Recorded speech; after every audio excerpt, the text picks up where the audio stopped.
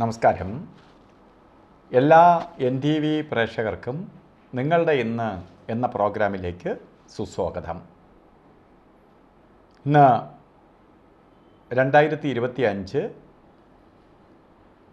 April മാസം 4-ാം തീയതി വെള്ളിയാഴ്ച. ഇന്ന് വെള്ളിയാഴ്ചയാണ്. ഇന്നത്തെ ദിവസവും തിരുവാതിര നക്ഷത്രമാണ്. ഇപ്പോൾ തിരുവാതിര നക്ഷത്രം വെള്ളിയാഴ്ച ശുഭനക്ഷത്രമാണ്, ശുഭദിവസവുമാണ്.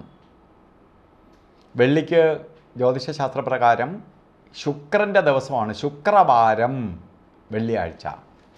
ഇപ്പോൾ ശുക്രൻ്റെ ദിവസമാണ്. നമുക്കെല്ലാം ഇഷ്ടമുള്ള ഒരു ഗ്രഹമാണ് ശുക്രൻ. ശുക്രനെ ഇഷ്ടമില്ലാത്ത ആരുമില്ല. അസുര ഗുരുവാണ്. ചോദിക്കുന്ന എല്ലാം തരുന്ന ആളാണ്. അതുകൊണ്ടാണ് എല്ലാവർക്കും ഇഷ്ടം. ആ ശുക്രൻ്റെ ദിവസമാണ് ഇന്ന്. എന്ത് ശുഭകാര്യങ്ങൾക്ക് നമുക്ക് ഇറങ്ങാൻ പറ്റുന്ന ഒരു ദിവസമാണിന്ന്.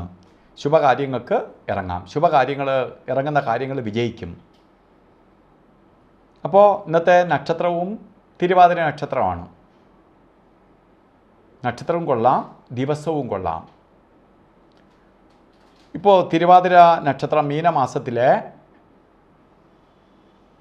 ബർത്ത്ഡേ വന്നിട്ടുള്ളവർക്ക്, മീനമാസം 21-ാം തീയതിയാണ് ഇന്ന് ബർത്ത്ഡേ വന്നിട്ടുള്ള തിരുവാതിര നക്ഷത്രക്കാർക്ക് ഒരു വർഷത്തെ ഫലത്തെ നമുക്ക് ചിന്തിക്കുമ്പോൾ നിങ്ങൾക്ക് ഈ ഒരു വർഷവും വളരെ ഭാഗ്യദായകമായ ഒരു വർഷമാണ്. കുറേ നേട്ടഫലങ്ങൾക്കിടവരും. നല്ല വീട് വെക്കാനോ വാഹനം വാങ്ങാനോ ഒക്കെ അനുകൂലപ്രദമായ ഒരു വർഷമാണ്. വിവാഹം നടക്കാതിരിക്കുന്നവർക്ക് വിവാഹത്തിന് കൊള്ളാവുന്ന ഒരു വർഷമാണ്. ദാമ്പത്യ ജീവിതത്തിൽ ചില ബുദ്ധിമുട്ടുകൾ അനുഭവിക്കുന്നവർക്ക് അത് പരിഹരിക്കപ്പെടാൻ അനുകൂലപ്രദമായ കാലയളവാണ്.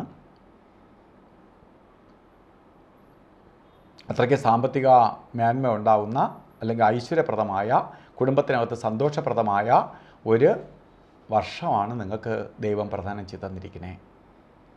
അതുകൊണ്ട് എന്താണ് നല്ല സമയം എന്നറിഞ്ഞാൽ നമുക്ക് ആ നല്ല സമയത്തിന് വേണ്ടി പ്രയത്നിക്കണം. നല്ല ഫലങ്ങൾക്ക് വേണ്ടി പ്രവർത്തിക്കണം. അപ്പോൾ ഗുണപ്രദമായ അവസ്ഥകൾ നമുക്ക് വന്നു ചേരും. അതുപോലെ തന്നെ ഇന്ന് നല്ല ദിവസമാണെന്ന് ഞാൻ പറഞ്ഞു. ഓരോ കാര്യത്തിന് ഇറങ്ങാം.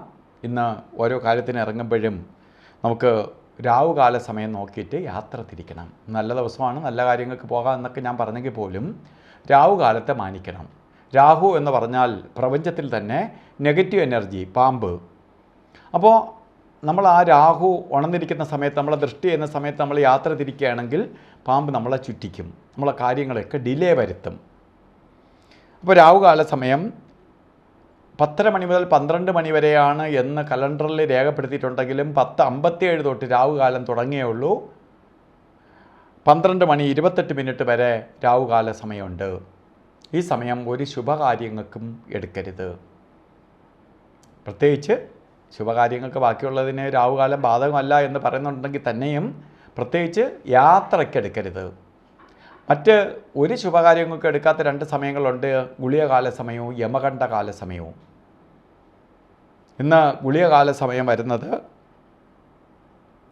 ശരിക്ക് 7 മണി 55 മിനിറ്റ് തൊട്ട് 9 മണി 26 മിനിറ്റ് വരെയും യമകണ്ഠകാല സമയം വരുന്നത് 3:30 മുതൽ 5 മണി 1 മിനിറ്റ് വരെയും. ഈ സമയം ഒരു ശുഭകാര്യങ്ങൾക്കും എടുക്കരുത്.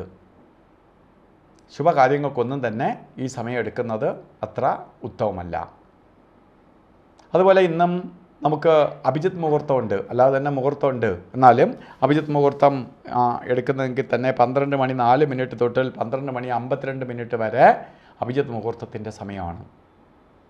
ഇടയ്ക്ക് വെച്ചൊരു 4 മിനിറ്റ് നേരമേ കൊള്ളാതെ ഉള്ളൂ. അതുപോലെ ഇന്നും ഓരോ കാര്യത്തിന് ഇറങ്ങുമ്പോഴും വസ്ത്രധാരണത്തിന് പ്രാധാന്യം കൊടുക്കണം. പ്രത്യേകിച്ച് ചുവന്ന വസ്ത്രധാരണത്തിൽ ഉൾപ്പെടുത്തണം. റെഡ് കളർ ഉൾപ്പെടുത്തി പോകുന്നത് നമ്മളിലേക്ക് പോസിറ്റീവ് എനർജി ആഗിരണം ചെയ്യാൻ സഹായിക്കും. നമ്മൾ നിൽക്കുന്ന നെഗറ്റീവിനെ മാറ്റാൻ സഹായിക്കും. നമ്മൾ ആ വസ്ത്രധാരണം ഇട്ടുകൊണ്ട് ഓരോ കാര്യത്തിന് പോയാൽ നമുക്ക് ശ്രദ്ധിക്കപ്പെടും. പോസിറ്റീവ് എനർജി നമ്മളിൽ നിക്ഷിപ്തമാവും.